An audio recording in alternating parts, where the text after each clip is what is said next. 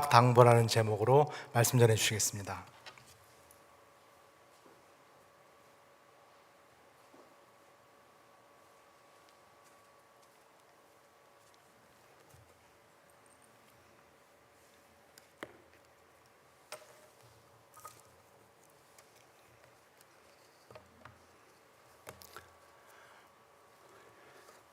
어제 밤에 꿈에 목사님 뵀어요.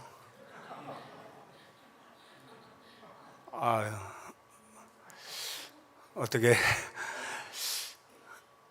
쉽게 잊을 수가 없지요. 장면은 설명을 못 드리겠는데요.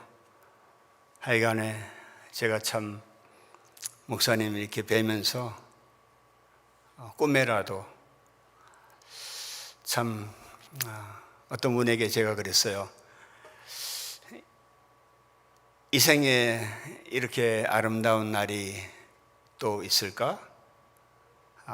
그런 시간이었고요. 한 3년 동안 목사님하고 이렇게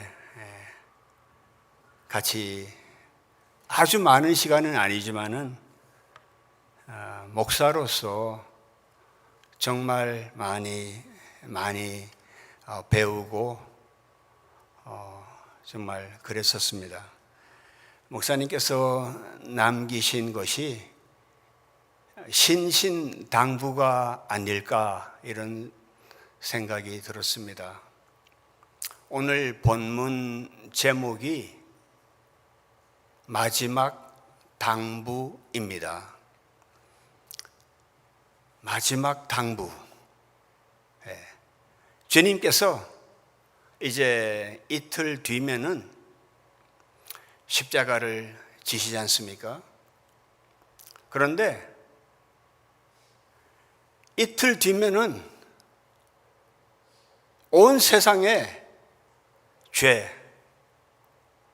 무엇보다도 저와 여러분들의 죄를 담당하시고 처참하게 십자가에서 고난을 당하시는데 어떻게 주님께서 이렇게 차분하게 이렇게 친절하게 끝까지 마지막까지 이렇게 당부를 해 주시는지요. 오늘 말씀 29절부터 31절까지만 저희가 읽었지만은 마지막 오늘 37절과 38절 21장의 마지막 부분을 한번 같이 읽도록 하겠습니다. 예수께서 낮에는 성전에서 가르치시고 밤에는 나가 감람원이라 하는 산에서 쉬시니 모든 백성이 그 말씀을 들으려고 이른 아침에 성전에 나아가더라. 왜 제가 21장 이 마지막 부분을 읽었죠? 주님께서는 지금까지 갈릴리에서부터 사역을 계속 해 오셨습니다. 그러시다가 한 6개월 전쯤 이제 마지막 여행을 이제 시작을 9장 51절부터 시작을 하셨죠. 그래서 사마리아 지방을 통과해서 예루살렘에 이제 도착하셨습니다. 근데 예루살렘에 도착하셔서 예루살렘 성 안에 들어가셨을 뿐만 아니라 예루살렘 그 성 안에 있는 가장 중요한 장소, 성전이죠. 그 성전에 들어가셔서 낮에는 주님이 가르치셨습니다. 오늘 마지막 부분에 낮에는 성전에서 가르치시고 백성들이, 그러니까 주님의 말씀을 듣고자 하는 백성들은 이른 아침부터 어디에 모였죠? 성전에 모였습니다. 자, 그러니까 지금까지 예수님의 사역은 아웃도어 바깥에서 야외에서 어떤 제한된 공간이 아닌 상황에서 주로 주님은 이 일을 하셨습니다. 그런데 지금 주님은 마지막 지점 예루살렘 안에 들어가셨고 예루살렘 안에서도 가장 깊은 성소 성전 안에서 마지막 수업을 진행하고 계시는 것입니다. 공적 사역의 마지막 수업입니다. 그리고 22장에 가면은 12제자만 따로 모아서 스페셜 세션을 엽니다. 6월절 만찬을 여시고 그 다음부터 12제자만을 위한 마지막 클래스를 담당하시고 그 다음에 십자가 23장에 지시고 24장에 부활하시는 것으로 누가복음은 끝나고 있습니다. 그러니까 12제자를 제외한 전체 이제 주님의 말씀을 사모하는 사람들, 그 사람들을 위한 공개 강좌 마지막 클래스를 지금 예루살렘 성전 안에서 하고 계시는 것입니다.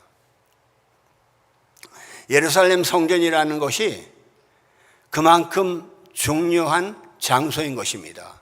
왜냐하면 여러분들이 지금 우리 읽지는 않았지만은 21장 5절부터 주님께서 예루살렘 성전을 말씀하십니다. 성전이 어떻게 된다고 말씀하시죠? 돌 위에 돌 하나도 남지 않겠다고 이제 경고를 하십니다. 그러니까 21장 저희가 읽은 그 앞부분의 내용이 시대의 징조, 특별히 예루살렘 성전, 헤롯 성전이라고 하는 그 예루살렘 성전, 아름다운 돌들, 미석이라고 나오죠. 그리고 헌물들, 그런 걸로 굉장하게 한 46년 동안 지은 성전입니다. 대단한 것입니다. 물론 솔로몬 성전보다는 조금 떨어지긴 하지만 엄청난 성전을 치장해 놓았는데 이 성전이 돌 위에 돌 하나, 이스라엘 가보신 분은 아실 거예요. 웰링 그 월만 지금 남아있고 통고의 벽만 남아있고 다 돌 위에 돌 하나 남아있지 않는 상황이 되어버린 것입니다. 이것을 주님께서 경고하시고 그 다음에 민족이 민족과 나라가 처처의 큰 지진과 그 다음에 기근과 그 다음에 전염병 이런 것이 이제 휩쓴다는 것입니다. 예루살렘 성전에서 이제 주님께서 경고하시면서 이것이 나라와 나라, 민족과 민족, 지진, 기근, 전염병 이런 엄청난 세상의 시끄러운 세상의 이제 종말을 향한 그런 내용들이 전개된다는 것을 경고하십니다. 그러면서 이제 주님은 20절부터 24절까지는 다시 예루살렘으로 돌아오십니다. 주님의 말씀이. 아까는 성전, 온 세상의 나라들, 민족들, 그 다음에 성전 안에 이제 다시 돌아오셔서 성전 바깥을 둘러싸고 있는 예루살렘이 군대에 의해서 짓밟힌다는 것을 20절부터 24절까지 강력하게 말씀하시면서 그때의 군대가 들어오거든 도망가라는 것입니다. 피하라는 것입니다. 우리 성도님들께서 구약 공부를 많이 하신 분들은 바벨론 포로에 대해서 BC 586, 587 바벨론에 의한 그 정복이라든가 그 피해에 대해서는 비교적 잘 알고 계실 것입니다. 그러나 AD 70년 분명한 사건이었습니다. 물론 BC 586년 바벨론 사건도 예루살렘이 그야말로 완전히 회파당하고 좀 괜찮은 사람들은 다 580km 정도 끌려갔습니다. 그러나 바벨론 포로, 바벨론에 의한 예루살렘 멸망은 AD 70년, 이것은 여러분들이 잘 많이 교회에서 다루지 않았을 거예요. AD 70년에 로마에 의해서 예루살렘이 지금 20절부터 24절까지 경고하시는 이 사건에 비하면은 아무것도 아닙니다. 기독교 역사의 최초의 터닝 포인트가 AD 70년에 로마의 타이터스 장군에 의해서 예루살렘의 모든 그 성 안에 주님께서 그래서 피하라는 것입니다. 성 안에 있던 사람들, 요세푸스 같은 사람은 한 110만 명 정도가 몰살당했을 거라고 그렇게 말하는데 그것은 좀 지나친 추산입니다. 그러나 적어도 학자들이 25만에서 한 60만 명 정도 생각해 보십시오. 한 500,000 정도가 예루살렘 성 안에 있던 사람들이 다 죽임을 당했습니다. 죽임을 당하기 전에 그들은 이미 굶어 죽기 시작했고, 주님 오늘 말씀에도 부모가, 그리고 자녀들이, 형제들이, 친척들이 서로 잡아먹는 그런 끔찍한 사건들이 AD 70년에 로마군에 의해서 포위당하면서 약 6개월 포위당했습니다. 6개월 포위당해서 살아남을 수 있는 가능성은 제로였습니다. 여러분들이 마사다라는 것을 들어서 아실 거예요.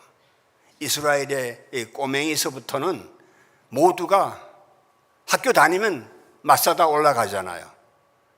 마지막까지 도망 나온 사람들이 960명 정도가 마사다라고 하는 높은 절벽 위에 최후의 항전을 했던 곳이 마사다라는 곳입니다. 로마에 대항해서 우리는 절대 항복 안 한다. 버티다가 마지막에 960명이 서로 칼로, 우리는 로마군에 죽을 수가 없다고 해서 서로 칼로 찔러 죽이면서 마지막까지 다 자결하고 여자 몇 명, 어린아이들 몇 명만 남은 것이 마사다입니다. 그래서 이스라엘 사람들은 지금도 초등학교부터 마사다에 올려보내서 우리가 이 비극을 되풀이하지 않겠다라고 다짐하는 것입니다. 바로 주님은 이틀 뒤면 십자가를 지시는데 이틀 전 수요일 날 오늘 주님은 지금 예루살렘 성전 파괴 그냥 아닙니다. 나라와 나라들 엄청난 사건들, 그리고 예루살렘 전체가 도륙을 당하는 일, 그러면서 이제 주님은 그 다음에 어떤 일들을 또 경고하시죠. 하늘의 해와 달과 별들, 1월 성신이라고 이렇게 표현되어 있는데, 그런데 징조가 있겠고 사람들이 세상에 임할 일을 생각하고 무서워함으로 기절한다고 말씀을 하시면서 인자가 구름을 타고 큰 능력과 영광으로 이 땅에 다시 돌아오시는 주님의 재림에 대해서까지 주님이 지금 말씀을 하고 계시는 것입니다. 전체적인 좀 상상과 좀 그림이 좀 잡히시나요? 저와 여러분들은 비교적 평화로운 세상, 더구나 미국에서 세계에서 그래도 제일 괜찮다고 하는 나라에 이민을 와서 그런 대로 살았습니다. 그러나 주님의 마지막 당부는 저와 여러분들이 깊이 이 고난주간 수요예배를 드리면서 우리가 받아들여야 할 그 시기가 온 것 같습니다. 여러분들도 이 세상 돌아가는 것에 대해서 많이 듣기도 하고 보기도 하고 얘기도 나누셨을 겁니다. 저도 여러분 못지않게 많이 봅니다. 많이 듣습니다. 미국의 상황에 대해서 길게 얘기하고 싶지는 않습니다. 그러나 지금까지 아수르, 바벨론, 페르시아, 그리스, 로마, 영국, 제국이라는 제국들은 다 망했습니다. 시대의 징조를 알라는 것입니다. 무화과 나무와 모든 나무라고 29절에 말씀하죠. 오늘 본문 시작하는 데서. 무화과 나무는 이스라엘입니다. 누가복음 외에 다른 복음에서는 무화과 나무, 이스라엘만 지칭해서 무화과 나무만 집중해서 나옵니다. 근데 누가복음에서는 온 세상을 향한 복음이기에 무화과 나무와 모든 나무에 대해서 이제 주님께서 말씀을 하십니다. 29절 다시 한번 우리 읽을까요? 무화과 나무와 모든 나무를 보라는 것입니다. 이스라엘만 보지 말고 온 세상의 나무를 보라는 것입니다. 그러면서 30절에 뭐라고 말씀하시죠? 싹이 나면 너희가 보고 여름이 가까운 줄을 자연히 안다는 것입니다. 지금 4월 1일이잖아요.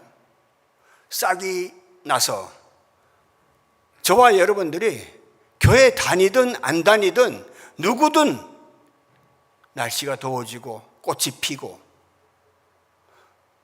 여름이 가까이 온다는 것을 다 압니다. 이것은 하나님의 특별 계시, 특별 지식이 없어도 여름이 다가오고 있다는 것을 모두가 본능적으로 자연스럽게 안다는 것입니다. 그러나 자연스럽고 본능적으로 아는 이런 아는 것이 이것만 가지고는 안 된다는 것입니다. 그 다음에 31절에 이와 같이 너희가 이런 일이 나는 것을 보거든 하나님의 나라가 가까운 줄을 알아야 된다라고 말씀을 하고 계시는 것입니다. 그러니까 자연 계시와 하나님의 특별한 경고와 징조에 대한 그 계시, 지식을 계시라고 하니까 좀 저와 여러분들이 무슨 뭐 특별한 무슨 신통력을 가진 사람이 그 레벨레이션이라는 거 말이죠. 그게 아닙니다. 이 시대에 대해서 눈이 떠 있고 이 시대에 대해서 가슴 아파하는 모든 사람들은 이 시대가 정말 잘못되어 가는구나. 이 미국이라는 나라가 그리고 온 세상에 지금 돌아가는 일들이 이건 보통이 아니구나 하는 것을 우리는 깊이 받아들이지 않을 수가 없는 것입니다. 정말 저와 여러분들은요, 그런 대로 물론 미국 와서 고생이야 좀 했지만은 잘 살았습니다. 그러나 우리 1세대들이 지금 잘 살았다는 이것은 제가 예언자 아닙니다.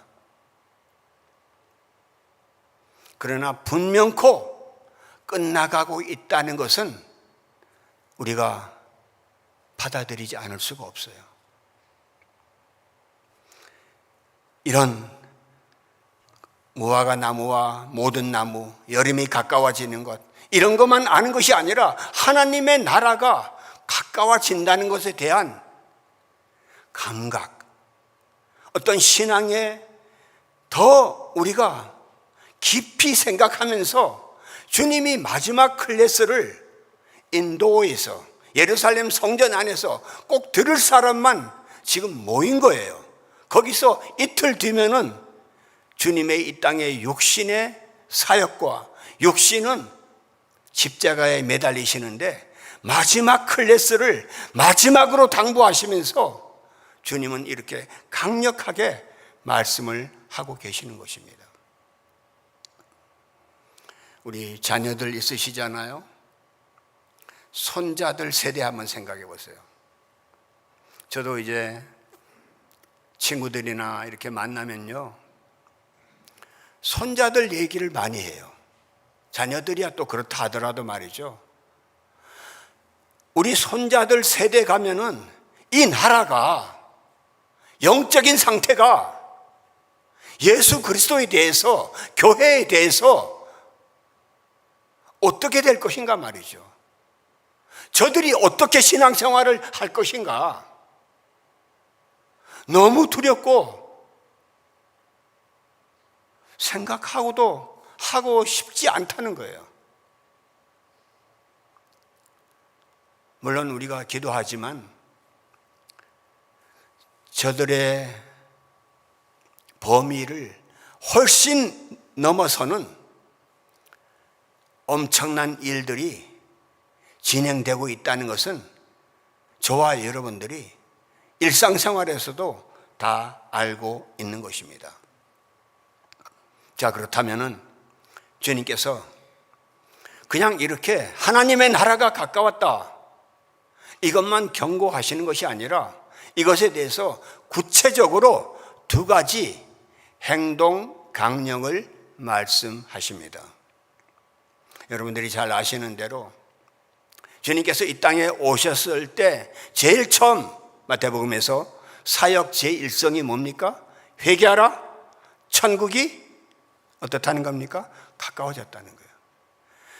천국이 가까워졌다는 것을 제일 처음에 말씀하시고 제일 마지막에 또 천국이 가까워졌다라고 말씀하십니다. 그러면서 AD 30년쯤 주님이 십자가에 달리셨잖아요. 정확하게 40년 뒤에 아까 제가 말씀드렸던 40년이면요 그렇게 먼 시간이 아닙니다. 40년 뒤인 AD 70년에 주님 말씀하셨던 그 일이 그대로 일어났던 것입니다.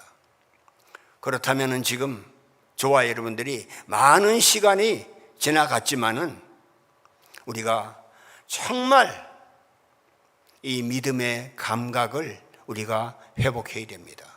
그러기 위해서 주님께서 두 가지를 아까 말씀하셨다고 하는데, 첫 번째는 스스로 조심하라는 것입니다.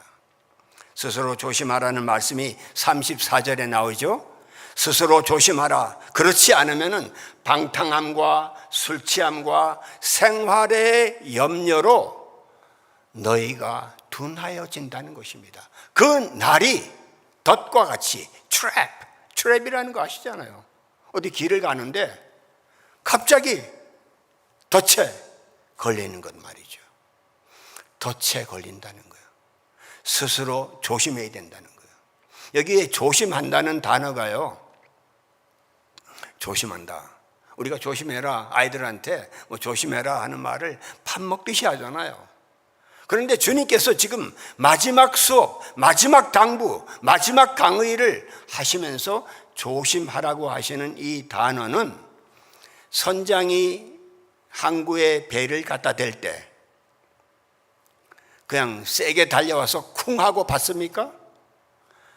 비행기 조종사가 LA 공항에 랜딩할 때 아무리 중간에서 태평양에서 잘 헤엄치면서 비행해도 LA 공항에 정확하게 충격이 없이 안전하게 도착해야 되는 것입니다. 그게 조심하는 것입니다. 그렇게 하기 전까지, 자, 우리는 뭐 비행기 조종사도 아니고 배 모는 사람도 아니지만은 자동차 제일 주의할 때가 언제예요? 제 생각엔 파킹할 때예요. 파킹장에서 사고가 많이 나잖아요. 바로 파킹장에서 차를 댈 때 그게 조심하는 거예요. 그렇게 하려면 어떻게 해야 되죠? 방탕하지 말아야 되는 거예요. 술 취하지 말아야 되는 거예요. 생활에 염려를 하지 말아야 되는 것이죠. 지금 이 세 가지를 말씀을 드리니까 다 손을 드실 거예요. 나 방탕하지 않아. 나 술 취하지 않아. 나 생활 염려 뭐 조금은 있지만은 뭐 별로 하지 않아. 나 해당 없다라고 생각하실 수도 있을 거예요. 그러나 주님께서 씨 뿌리는 비유 하실 때 바로 이 세 가지도 말씀을 하셨죠.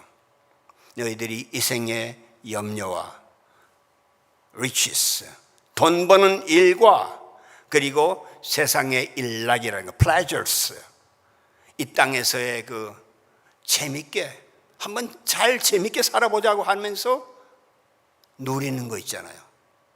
누리더라도 너무 지나치게 빠지는 것. 요즘에 그 매니아들이 많잖아요. 매니아라는 것. 빠지면 안 된다는 거예요. 방탕하는 것, 술 취하는 것, 나 해당 없다. 그렇다 할지라도 생활의 염려 같은 것, 이런 것에 우리가 빠져 있을 때 조심을 안 하게 됩니다. 조심을 못 하게 되는 겁니다. 그러면서 두 번째 이제 주님께서 생활 강령을 말씀하시는 것이 항상 기도하며 깨어 있으라, 그렇게 말씀하십니다. 36절에 말씀하시죠. 장차 올 이 모든 일을 능히 피하고 누구 앞에? 인자 앞에 설 수 있도록 항상 기도하면서 깨어 있으라고 주님께서 당부를 하십니다. 아까는 우리가 바로 전에는 그 둔하여진다라는 말을 했잖아요. 둔하여지는 것하고 이 깨어 있는 것하고는 정반대가 아니겠어요? 지금 이 시대에 사람들, 저와 여러분 포함해서 자세히 한번 보십시오. 사람들이 이 둔하여지는 것, 이것이 굉장히 많습니다.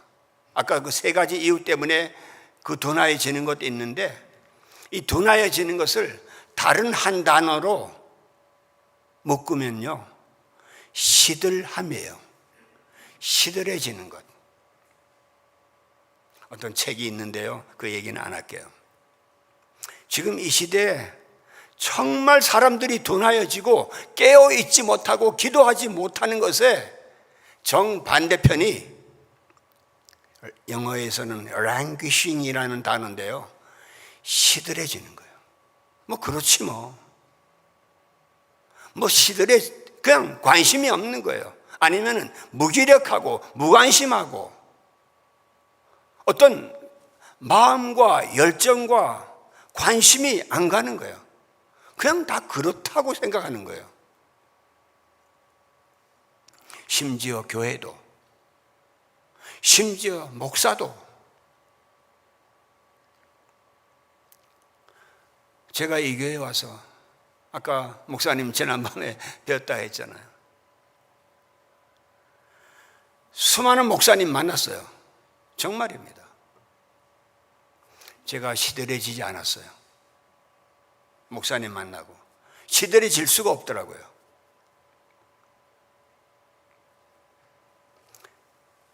둔하여지면 안 되고 항상 기도하면서 항상 우리가 깨어 있어야 된다는 거예요. 그래야 앞에 말씀드렸던 엄청난 일들이 파도처럼 달려온다 할지라도 능히 피하고 주님 앞에, 인자 앞에 능히 당당히 설 수가 있다는 거예요. 저와 여러분들의 믿음의 최종 도착지는 어디입니까? 주님 앞에 능히 믿음으로 당당히 서는 것 아니에요? 그러기 위해서 우리가 기도하면서 또 깨어 있어야 된다는 것을 주님은 강조하시면서 그냥 너들 기도해라 이렇게만 하시는 것이 아니라 22장은 저희가 오늘 볼 수 없지만은 이제 내일쯤 해당될 것 같은데요, 6월절 만찬하시고 22장 40절부터 46절까지는 주님 자신이 얼마나 기도하시는 것을 직접 본을 보이십니다. 겟세마네 기도라는 것 잘 아시잖아요. 얼마나 기도하셨으면 땀방울이 땅에 떨어져 핏방울 같이 되었다라고 46절에 말씀하고 계시잖아요. 44절이고 46절까지 기도하시죠. 그만큼 주님은 기도하시는 본을 22장 걸쳐서 여러 번 보여주십니다. 누가복음은 정말 독특합니다. 주님의 기도가 사복음서에 한 17번 정도 나오는데요, 누가복음에만 예수님의 기도가 9번이나 기록되어 있습니다. 그만큼 누가를 쓴 의사죠.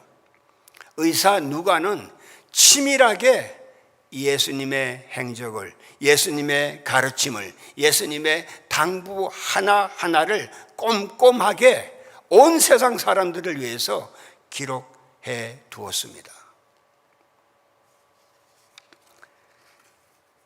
이제 마지막으로 이제 결론을 지어보도록 하겠습니다. 제가 지난 한 2번, 3번 정도 계속 누가복음의 예수님의 여정을 따라서 말씀을 전할 수가 있었습니다. 누가복음의 시작은요, 사가랴가 성전에 들어가는 거죠.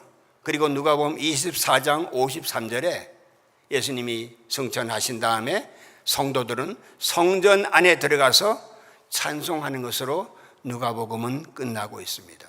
시작도 성소 안에 들어가는 것이고 끝나는 것도 성도들이 예수님의 나심, 사심, 죽으심, 다시 사심, 하늘에 올리우심 다 경험하고 보고 확신한 다음에 성전 안으로 들어가는 것으로 누가복음은 끝나고 있습니다. 그러면서 누가복음의 핵심 그 내용은 데오빌로 가카라고 하는 한 사람에게 편지 형식으로 누가가 기록했는데 그 내용이 그 배운 바의 확실함을 알게 하려 함이라고 가르치는 것에 많이 중점을 두었습니다. 배웠잖아요. 배운 것을 어떻게 확실하게 알게 하려 함이 누가복음을 쓴 목적이라는 것입니다. 왜 제가 이것을 강조하죠?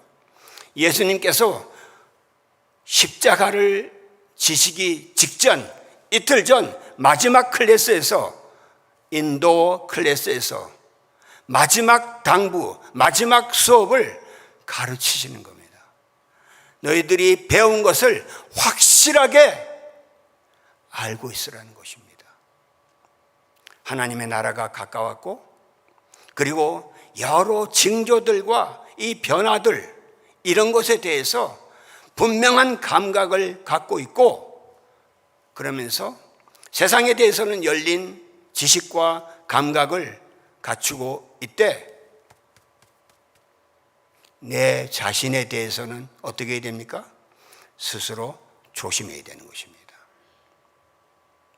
우리의 몸가짐과 우리의 정신과 우리의 신앙의 자세를 스스로 조심하면서 항상 깨어 있고 항상 기도하는 그런 자가 되어야 능히 올 이 모든 시험들, 미혹들, 징조들, 환난들 다 이기고 예수 그리스도, 저와 여러분을 위해서 십자가를 지신 예수 그리스도 앞에 능히 설 수가 있다는 것입니다.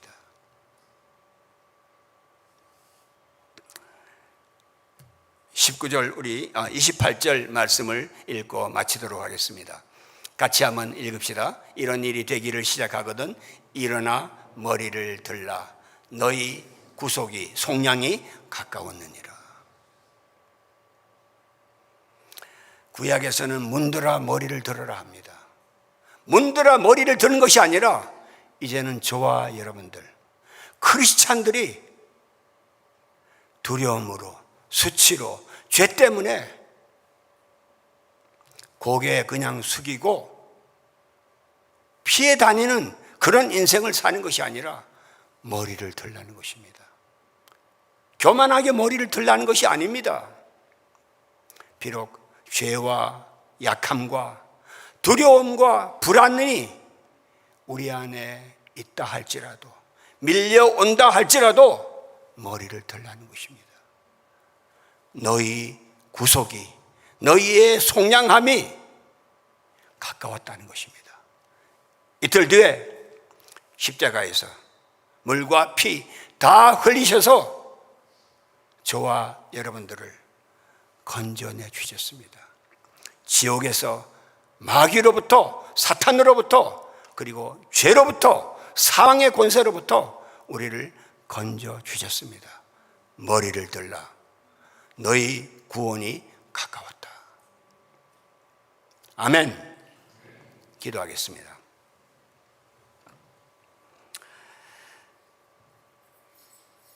아버지, 예수님의 마지막 수업, 마지막 당부를 들었습니다. 보았습니다. 그러나 저희들은 지금 어떻게 살고 있습니까? 이 세상은 지금 어떻게 돌아가고 있습니까? 오늘 또 곳곳에서는 여전히 전쟁하고 파괴가 멈추지 아니하고 수많은 사람들과 수많은 영혼들이 어찌해야 좋을지 모르는 세상에 저희는 살고 있습니다. 주님, 당장 내일에 이 세상이 끝나는 것은 아닐지라도 다시 한번 이 밤에 저희들 감각을 회복하게 도와주옵소서. 저희들이 둔하여져서, 저희들이 잠에 빠져서 깨어나지 못해서 누워있는 그런 자들이 되지 않게 하시고, 저희들이 그냥 엎드려만 있는 것이 아니라 고개를 들어 우리의 구속이 가까워졌다는 것을 감사함으로 받으면서 인자 앞에 능히 설 수 있는 우리 한 사람 한 사람 다 되도록 하나님 감싸주시고 함께하여 주옵소서. 이제는 우리를 위하여 십자가를 지심으로 모든 인생들의 총평가를 받으실 우리 구주 예수 그리스도의 은혜와 그 아들을 조금도 아끼지 아니하시고 십자가에 내려 보내셔서 끝까지 모욕당하고 끝까지 죽임 당하는까지 다 사랑하신 하늘 아버지의 그 변함 없으신 그 사랑하심과 성령 하나님의 인도하심